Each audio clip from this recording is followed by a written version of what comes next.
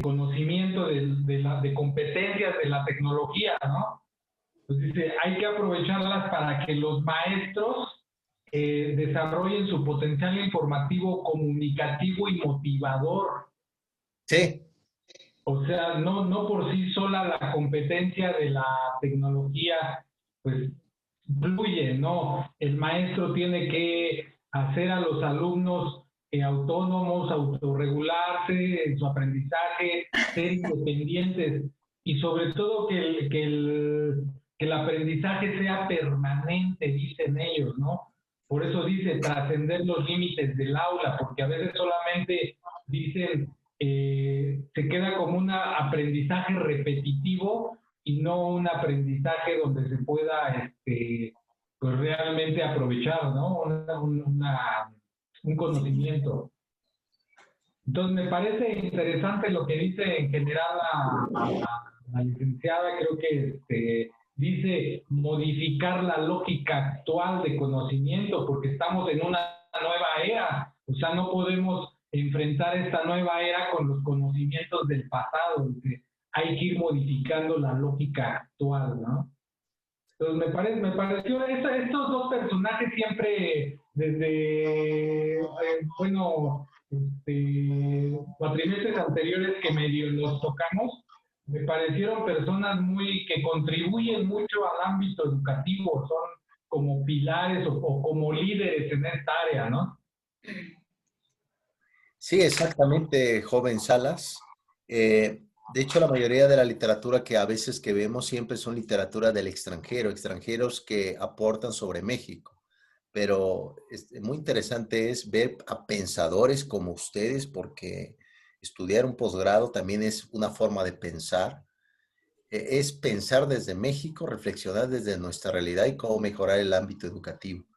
Fíjate que eh, a veces pensamos que la educación en el aula, la educación cuando está un docente, basta, pero ya no basta con eso. Por eso se habla un tipo de educación permanente, como tú comentas, joven Sala, es que el alumno también por su propia cuenta investigue, por su propia cuenta siga trabajando.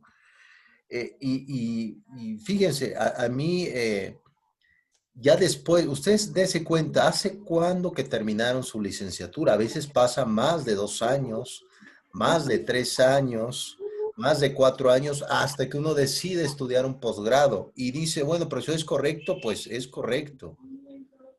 Pero en ese lapsus hubo una investigación, ya no que el docente les diga, a ver, Montes, a ver, joven González, investiguen, no, es por cuenta propia, por eso se le llama ese tipo de aprendizaje que sea permanente, que ya no dependa, ya no existe una dependencia para la parte del aula o del docente, sino que es por cuenta propia de usted su investigación.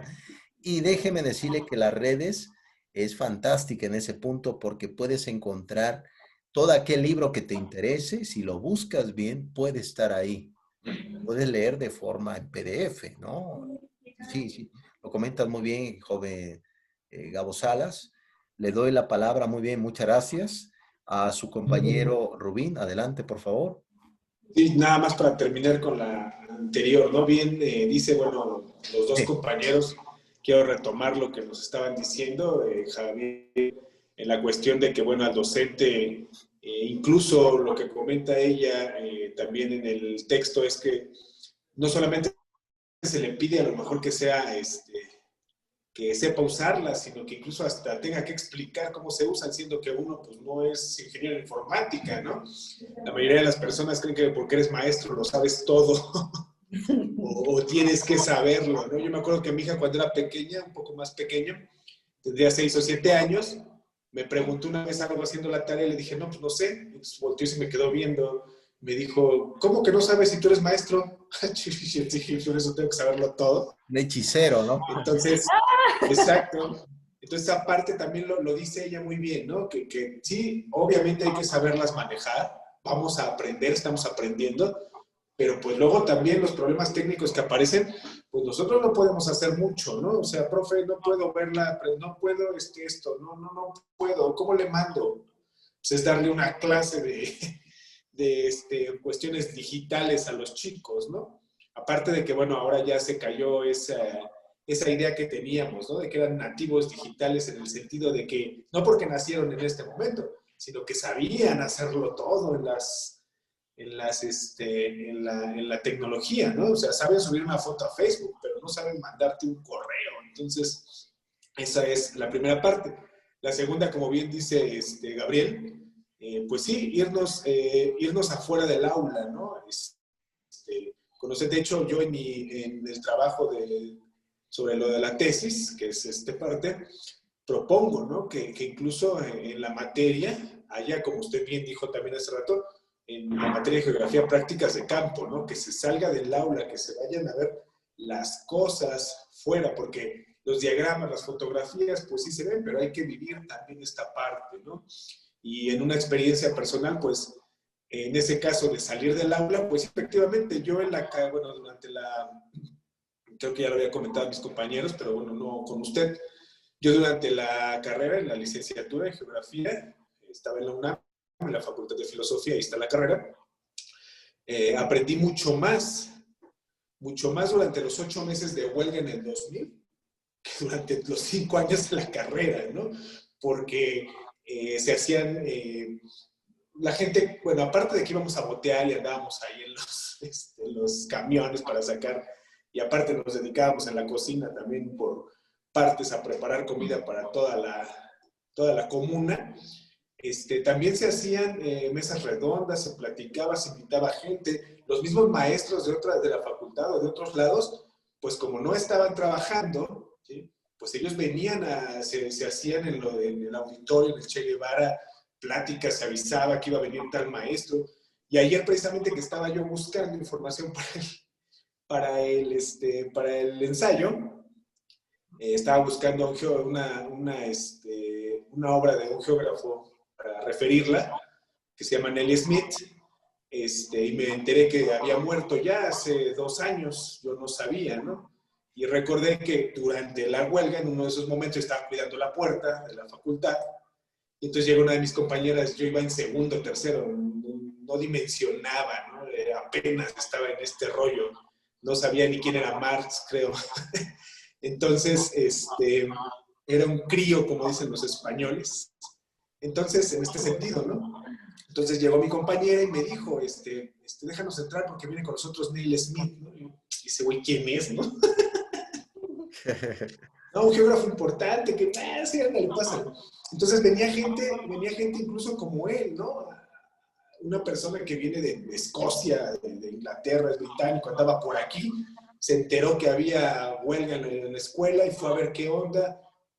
Conocí a unas maestras que ya andaban en estos rollos de la geografía marxista, ellas lo invitaron, los mismos compañeros hacían la traducción simultánea, porque pues, no había quien y él no hablaba español. Entonces, creo que salirnos del aula, y era lo que nos decían, ¿no? Que por qué cerrábamos la escuela. Pues, la escuela no está cerrada, en la educación no se cierra 4 paredes, ¿no? Tú puedes seguir aprendiendo y no necesitas estar ahí. O lo que quieres es un papel para ir a trabajar, pero para aprender, pues en cualquier lugar, ¿no? Y en este caso, pues yo aprendí mucho y mi forma de ver el mundo cambió a partir de ese movimiento estudiantil y pues le debo demasiado, ¿no? Tanto a la escuela como al movimiento, ¿no? Por aprender mucho y es una de los ejemplos de cómo sacar la escuela, la academia, como de Platón, sacarla fuera de las 4 paredes, ¿no? Y eso, bueno, me recordó, casi quiero llorar. Y sí, son esos años maravillosos de nuestro tiempo. Y lo comentas bien, el aula de clase no solamente es un lugar material, también es un lugar también de abstracción, un lugar de convicción, ese es el aula de clases. Y yo creo que es lo que también debería de entender ahora la política, los noticieros que siguen diciendo, es que el alumno no aprende, claro que sí va a aprender donde esté, siempre y cuando existe esa convicción, esa inquietud también de conocer. Igual ustedes se han dado cuenta que ahora pues ha cambiado. Yo, por ejemplo, un servidor tiene pues una biblioteca física, gracias a Dios lo he trabajado durante muchos años, pero también tengo mi biblioteca virtual, tengo mis libros en la computadora Y he encontrado mucha satisfacción también en esos libros electrónicos, aunque la vista, déjeme decirle que ya estoy confundiendo a joven Gabo Sala con Ayel, entonces ya no puedo ver bien, entonces imagínense nada más, ya no puedo, entonces, pero sí, tienes mucha razón, Rubín, a veces uno aprende más en las calles que en la escuela, uno observa realmente lo que es la vida de utilidad, la vida de que uno tiene que vivir, y eso es así. Fíjense que les voy a contar una experiencia a raíz de lo que comentan. Eh, un servidor y mi hermano tenemos una discapacidad motriz. Tenemos una dificultad motriz que se llama Charcot, una enfermedad. Mi hermano lo tiene y un servidor también, entonces nos cuesta trabajo caminar. Entonces, hace poco mi hermano se quedó sin trabajo y me platicó de que a él lo llamaban del trabajo y él iba a la entrevista y cuando lo miraban caminar le decían, no, ya no tenemos trabajo para usted. Y él es licenciado en trabajador social y no le daban el trabajo. Y él me platicó de que por más que la escuela hable de una inclusión, el propio trabajo no incluye al individuo. Hay un gran problema ahí, porque imagínense cómo, sí, en mi escuela sí me trataron bien, pero saliendo no encuentro trabajo porque me han desechado, ¿no? Él me platicó y ahorita pues ya tiene su trabajo y entró en una empresa que incluye al trabajador por la capacidad intelectual, ¿no? Entonces imagínense nada más estas circunstancias que podemos vivir y exactamente esas competencias que hablamos, no solamente de la parte de la escuela, sino que la sociedad también tiene que darse cuenta y aceptar también esa diversidad de competencias, porque imagínense nada más en qué conflictos entramos, ¿no? Jóvenes ilustres. Pues muy bien, excelente, muy bien, joven Rubín. Excelente. Vamos a entrar, ¿qué les parece al modelo Harvard? ¿Ya están listos? Tomen ahí sus ejemplos, jóvenes. Sí, prof, ya estoy listo. Perdón, déjame ver quién eres. Ah, joven Javier. Ya pensé que no existía. Siempre listo, pero preparado, quién sabe. No, de hecho fuiste tú el primero que envió el trabajo, ¿no? Del citado Harvard. Sí, prof. Pues muy bien, vamos a hablar de manera general sobre esto. Este citado no es difícil tampoco, pero pues no podemos hablar de una cosa fácil. Yo no estoy muy de acuerdo con ese concepto de ser fácil, tiene su complejidad, pero sin embargo considero que nos puede dar pistas. Bien, este modelo Harvard, con su nombre lo dice, viene de esta universidad que tuvo sus orígenes en el siglo XVI. La universidad europea más antigua que existe es la de Platón, la academia, esa es la universidad más antigua que existe, pero de ahí le sigue otro tipo de universidad, la Universidad de Oxford. Si alguien quiere ahondar un poco más en esto, puede leer a John Bowen en su segundo volumen de Historia y Educación Occidental. Un servidor tiene los 3 volúmenes y habla cómo se formó la Universidad de Oxford. Pues fue la inquietud de los padres de familia, fue una de las primeras universidades del siglo XIV que se fundó en Europa. Y después un joven, le voy a contar la historia porque voy con Harvard, a raíz de Oxford surge Harvard también. Un joven se enamoró de una muchacha del pueblo ahí de Oxford y roba a la muchacha, pero la muchacha no quería a este joven y el joven abusa de la muchacha, fue abuso sexual. Entonces la gente se enojó y entró a la escuela y mató al muchacho y mató a 5 profesores y hubo una tragedia en la Universidad de Oxford. Entonces la gente se enojó y se largó de Oxford y funda la Universidad de Cambridge. La Universidad de Cambridge se fundó a raíz de este escándalo que hubo juvenil con este muchacho. Y a raíz de la Universidad de Cambridge vinieron misioneros luteranos a América y llegaron a Estados Unidos. Y uno de ellos es precisamente este misionero Harvard que funda la universidad y ha sido una de las universidades prestigiosas en derecho. Y en los años 50 se fundó todo lo que es el argumento de cómo uno como investigador debe de organizar las ideas de otros autores.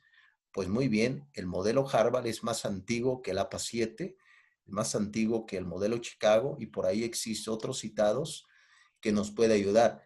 Como tal, no existe versiones del modelo Harvard, es muy ortodoxo, muy tradicional y conservador este modelo.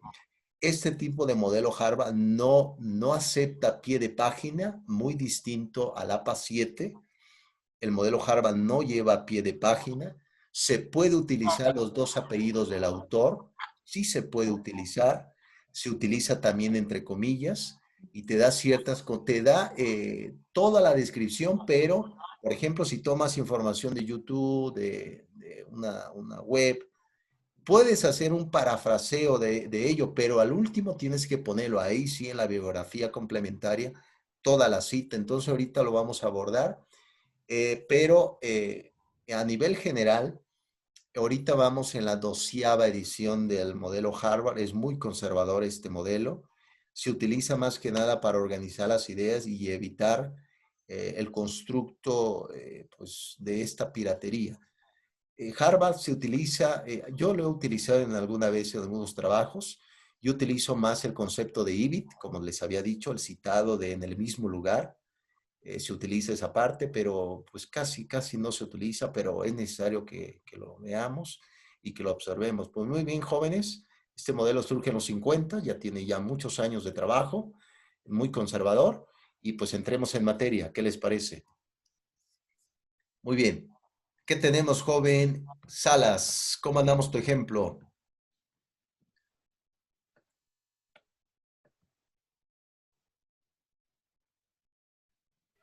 No te escuchas, Gabo. Tu micro. Ahí me escuchan. Sí. Gracias. El primer ejemplo lo puse que me llamó la atención. Decía, bueno, hay que citar al final del trabajo, hay que hacerlo con en forma vaya, pues no, se me fue la palabra, pero bueno, yo utilicé el ejemplo de esta manera. Sí.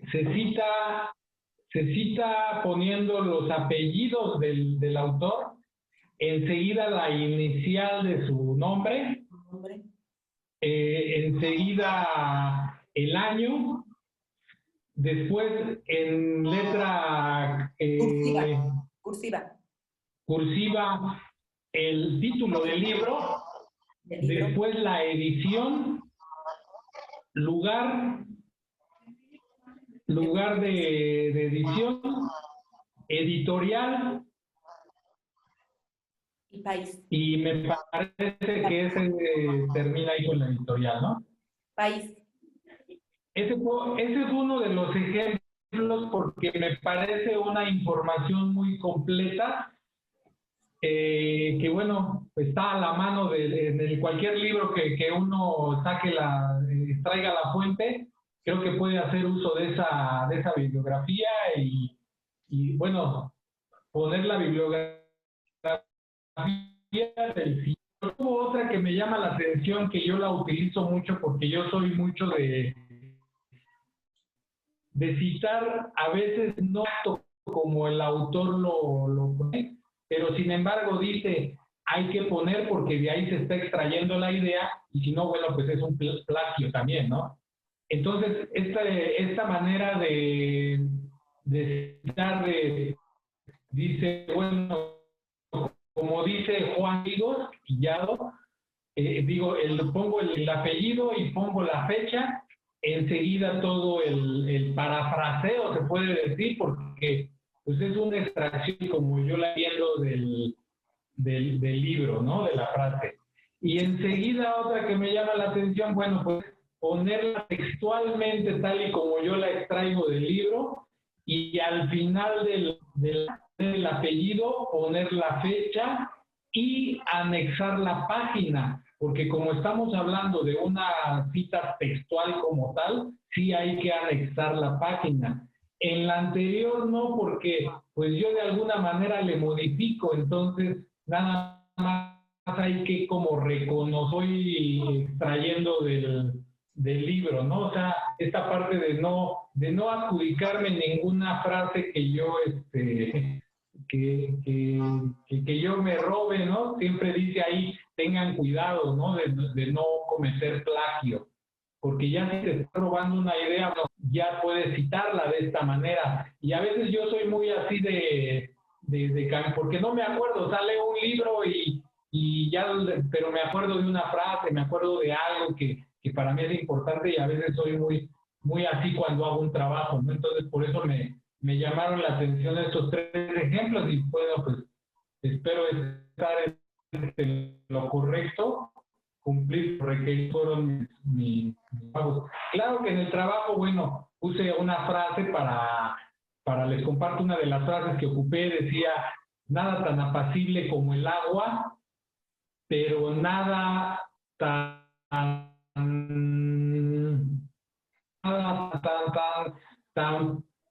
tan poderoso para golpear algo fuerte. Es decir, que el agua es insustituible. Ese citado, joven Gabo, lo tomaste en tu diseño instruccional, ¿no? Por ahí vi algunos lemas, ¿no? Pues no, por eso le digo que quizás se parece, por eso le digo que yo soy muy de hacer de trabajos de este tipo, porque me gusta mucho quedarme con frases de libros que implican otro conocimiento dentro de como esta pequeña frase, ¿no? Entonces, pero sí, en el diseño instruccional también puse frases muy cortitas, pero sin embargo muy fáciles, digamos, de digerir, ¿no? Sí, exactamente, joven Gabo. Considero que esta parte, cuando ya entramos ya en cómo organizar nuestras ideas, cómo abordar ideas de otros autores, porque ¿qué quisiéramos nosotros? Que todo lo que tenemos en nuestra cabeza sea sustentable para poder hacer nuestro trabajo, pero requiere cierto citado, cierto parafraseo, cierta referencia de otros escritores como nosotros. Lo comentas bien. Esa parte, por ejemplo, del concepto del citado directo, como tú comentas en el modelo Harvard, igual va entre comillas. Es decir, como te había comentado, el Harvard no permite pie de página, que el APA 7 sí te recomienda hacerlo. No muchas, porque se puede perder también el lector, pero sin embargo aquí, por ejemplo, el citado Harvard propone pequeños citados, no tanto citados, sino austeros y más que nada pura argumentación. Y aquí, por ejemplo, como tú comentas, citado directo, igual entre comillados, se pone tal cual lo de la obra y en efecto viene lo que es el apellido del autor. Se puede poner los dos apellidos, si es correcto también.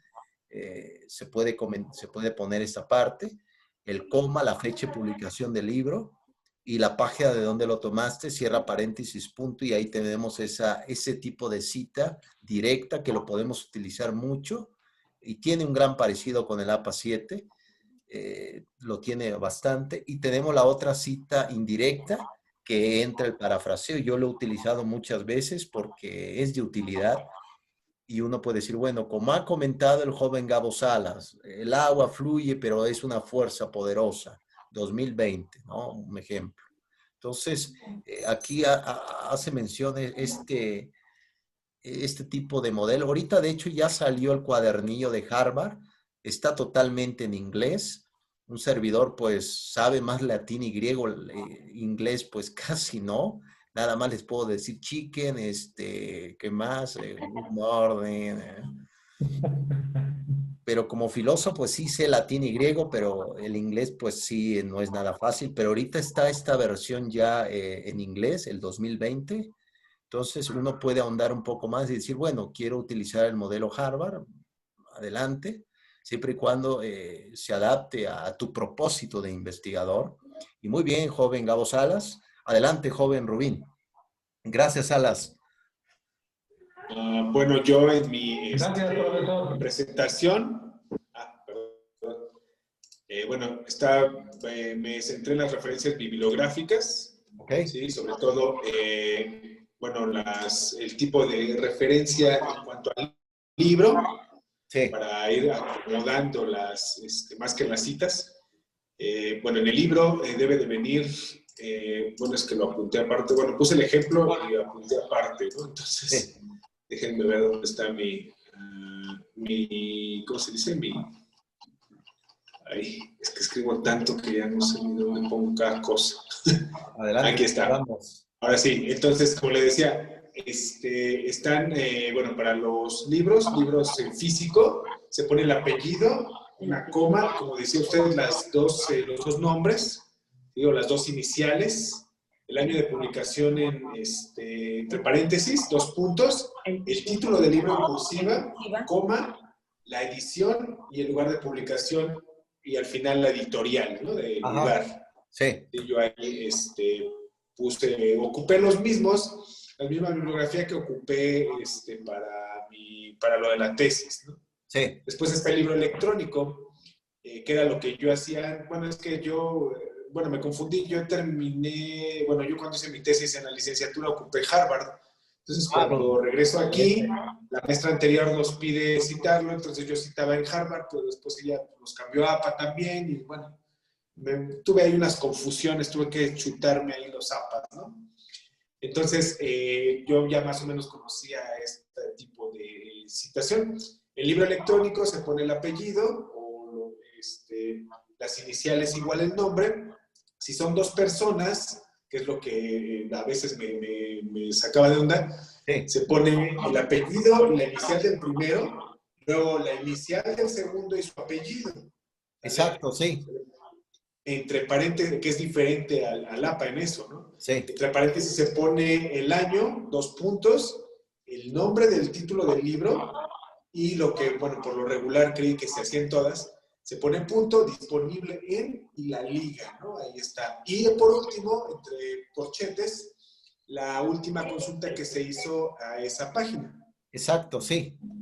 Y finalmente, bueno, la revista electrónica, donde hay que poner igual los apellidos, las iniciales, el año muy parecido, nada más que aquí el artículo, entre comillas, no va cursivo. Luego viene el nombre de la revista, el volumen con el número de la revista, entre paréntesis, coma, las páginas donde viene el artículo, el punto disponible en el URL, igual entre corchetes, la consulta o la última vez que se consultó ese artículo, ¿no? Son los 3 ejemplos que, bueno, me parecen más referencias. Sí, sobre todo ese tipo de información, joven Rubí, lo comentas bien, son más utilizadas. De hecho, los jóvenes utilizan más ese tipo de información en páginas web, libros electrónicos, porque a veces no tenemos libros físicos. Sí, fíjate que sí, en 2 autores se utiliza, y te lo da Harvard, aunque sin embargo, cuando existen muchos autores, entre más de 5, sí te recomienda hacer lo que Harvard te recomienda también. Perdón, APA 7 es et al, que significa hay muchos autores. Sí, te recomienda esa parte. Sí, excelente, muy bien. Sí, yo considero, fíjense que escuchándolo a ustedes, eh, prácticamente esto yo creo que ya está claro, ¿no, jóvenes? Este tipo de citado, cómo debemos de trabajar, de qué manera. Yo honestamente le tengo más simpatía al APA 7 porque me ha ayudado mucho para organizar. De hecho, ahorita algunos trabajos personales que estoy haciendo, no quiero caer tanto en eso, pero me ha ayudado mucho y me ha dado satisfacciones como estudiante, porque también ahorita soy estudiante como ustedes y también me explotan como ustedes. Entonces me ha dado satisfacción para organizar todo esto, pero sí, el modelo Harvard te propone esa parte de citas indirectas, el parafraseo sí te lo propone, no propone pie de página, propone que no debes de saturar tanto tu cita, porque a mí me ha tocado revisar trabajos de alumnos de otra escuela, donde ponen como 15 citas textuales y ninguna reflexión propia, entonces eso no es permitido tampoco. Una pequeña reflexión también te propone más allá de 40 palabras que la propia cita textual tenga una independencia abajo del párrafo, porque ya ves que luego a veces uno escribe, pone la cita textual y sigue escribiendo en el mismo párrafo, entonces te propone una independencia abajo, la propia cita textual, y ahí mismo puedes hacer tú tu citado y ir trabajando. Yo creo que pues es interesante, aunque Harvard no ahonda mucho en el tipo de márgenes de la hoja, cosa que lo hace APA 7. Ese yo considero que son las diferencias, pues ahora, ¿no? Pues muy bien, excelente, Rubín. ¿Algo más? Excelente, muy bien. Pues yo creo que por lo que tú comentas, joven Rubí, yo creo que tú anteriormente en tu tesis fuiste un estudiante muy conservador porque el modelo Harvard no es un modelo nada, pues no es común en México, déjame decirte, ¿eh? Yo considero, Lo sí, que pasa es que mi asesora de tesis fue quien, digo, yo no sabía mucho de esto, ¿no? Mi sí, asesora de tesis fue quien ocupaba ese modelo, entonces ella es quien me empezó a decir cómo se citaba en Harvard, me prestó un pequeño librito, folleto ahí, panfleto para hacer mis citas y bueno, ya después me di cuenta que era Harvard, ¿no? No sí. reconocía todas estas cosas, pero es que ella lo utiliza como investigadora obviamente en la universidad y entonces, pues ahora sí que me lo hereda en ese sentido, ¿no? Sí, fíjate que a mí me tocó, por ejemplo, en el seminario, en aquellos ayeres cuando estuve estudiando filosofía en el seminario, cuando yo era novicio, ahora pues soy hombre casado, he cambiado ya esta perspectiva, cuando yo era novicio, vimos fíjese, el modelo APA, pero el APA 2 cuando se ponía completo el nombre del autor, todo el apellido, todo se ponía. Entonces, como que se ha ido quitando algunos puntos y se ha ido poniendo. Yo creo que considero que es como para cuidar la estética también de la investigación, porque eso cuenta mucho en un trabajo, la estética, cómo está organizada las ideas. Excelente, muy bien, joven Rubín, agradezco tu aportación. Ya para terminar, señorita Montes, te cedo la palabra. Maestro, pero ya qué voy a decir si ya lo dijeron todos mis compañeros. Los Ahora, trabajos que ellos mencionaron son igual los mismos ejemplos que yo coloqué. por ejemplo, bueno, te pregunto ahora, señorita Montes, este tipo de propuestas de organizar nuestras ideas, de darle el crédito, porque de eso se pretende a otros autores. ¿Te ha ayudado mucho ahora en tu investigación, señorita Montes? ¿Hay alguna duda de este modelo Harvard, del modelo APA 7 que hemos visto? Pues no, maestro, porque bueno, ahorita, bueno, yo en mi ejemplo Sí, pues, nos pidió 3 ejemplos, ¿no? sí, Y, por ejemplo, cuando dice, cuando para citar una, una parte del libro que es textual, ¿no? Tal y como aparece en el libro, pues, ¿qué es lo que debemos de poner? Es el nombre, el nombre del autor, es el apellido, coma, con la inicial de su nombre. sí, Luego debemos de colocar entre paréntesis el año y como dice, ¿no? El título del libro que va en cursivas. sí, El sí, título del libro que va en cursivas. También debemos de poner la editorial, la publicación, y como es cita textual, tenemos que ponerle cuando es una cita textual. sí, por ejemplo, esto se le llama las citas directas, cuando lo tomas Cita. literal de lo que dice el autor.